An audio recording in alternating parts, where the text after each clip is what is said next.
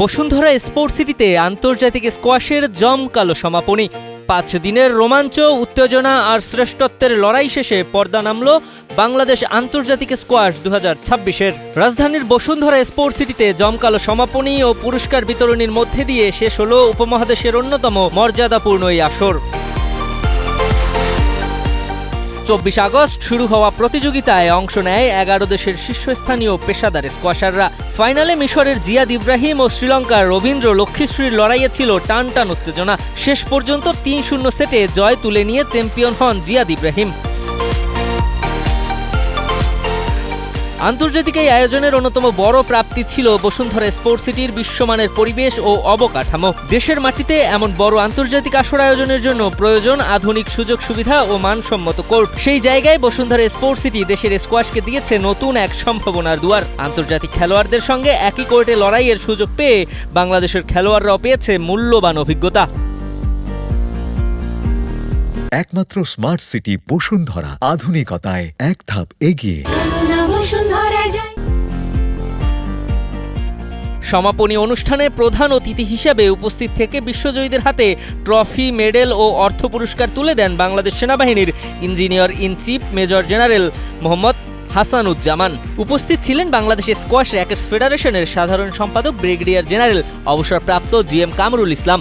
অন্যদিকে বসুন্ধরা স্পোর্ট সিটির প্রধান নির্বাহী কর্মকর্তা কর্নেল অবসরপ্রাপ্ত মহসিনুল করিম সহ উপস্থিত ছিলেন অন্যান্য সংশ্লিষ্ট কর্মকর্তারাও। পুরস্কার বিতরণীর আগে ছিল আরও কিছু ব্যতিক্রমী আয়োজন। স্কোয়াশ ও শিক্ষাবৃত্তি প্রদান, মাধ্যমিকের কৃতি স্কোয়াশ খেলোয়াড়দের সম্মাননা ও ক্ষুদে খেলোয়াড়দের ক্রীড়া সামগ্রী তুলে দেওয়া হয়। আয়োজকদের এমন উদ্যোগে প্রতিযোগিতার বাইরেও উঠে এসেছে খেলাধুলা ও শিক্ষার সমন্বয়ের বার্তা। আমাদের আয়োজনের কতগুলো লক্ষ্য ছিল। প্রথম হলো যে বাংলাদেশে যে আমরা স্কোয়াশ খেলি এটা পৃথিবীকে জানানো। আপনারা দেখলেন যে 11টা দেশের খেলোয়াড়রা এখানে আসছে, তার মানে সবাই জানে যে বাংলাদেশে এত বড় একটা টুর্নামেন্ট হচ্ছে। 2 নম্বর হলো এর মাধ্যমে আমাদের খেলোয়াড়দেরকে দেখানো যে আন্তর্জাতিক অঙ্গনে ভালো করতে হলে খেলাধুলা ইমপ্রুভ করতে হবে, আমরা সেটা দেখাতে পেরেছি। পাশাপাশি আমাদের যারা অংশগ্রহণ করেছে তারাও খুব ভালো খেলেছে।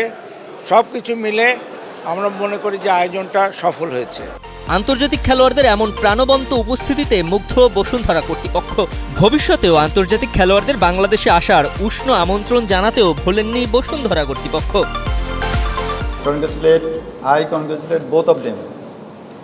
And on behalf of my group chairman, I am inviting you to come again, all the foreign players especially. And to Bangladeshi players, don't mind, don't lose your heart. Definitely you will be sometime holding the same banner. And I invite all my foreign players, foreign guests to come and keep coming and joining. Don't forget this venue. Pray for us so that we can host further higher event inshallah in future. স্কোয়াশের এই অগ্রযাত্রায় Bashundhara sport city হয়ে উঠতে পারে দেশের স্কোয়াশের অন্যতম প্রাণকেন্দ্র। আন্তর্জাতিক মানের আয়োজনের জন্য প্রয়োজনীয় অবকাঠামো ও সহযোগিতার হাত বাড়িয়ে দিয়ে দেশের এই খেলাটিকে এগিয়ে নেওয়ার সম্ভাবনাই তৈরি হয়েছে বসুন্ধরা স্পোর্ট সিটিতে।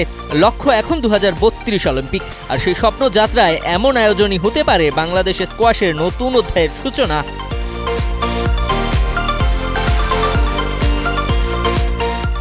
দিবাকর চৌধুরী, কালের কণ্ঠ।